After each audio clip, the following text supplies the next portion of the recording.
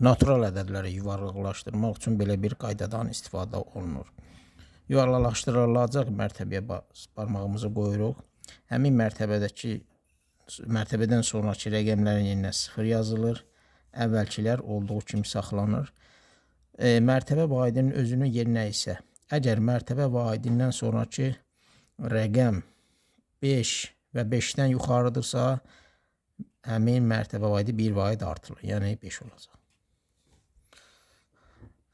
Əgər mərtəbə vahidindən sonraki rəqəm 5-dən kiçikdirsə, yəni 0, 1, 2, 3, 4 isə mərtəbə vahidi artırılmır. Yəni 0 artırılmır. Ondan sonrakılar hamısı 0 olur. Yenə də mərtəbə vahidindən sonraki rəqəmlərin yerinə 0 yazılır. Əvvəlkilər dəyişmir. Mərtəbə vahidindən sonraki rəqəm 5-dən böyüdürsə, mərtəbə vahidi 1 vahid artırılır.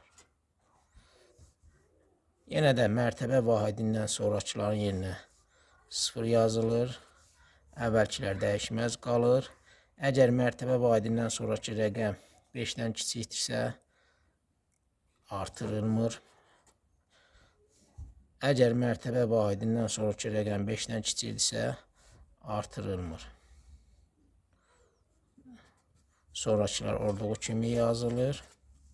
Əvvəlkilər də dəyişməz. Sonrakılar sıfırlar yazılır, əvvəlkilər dəyişməz qalır.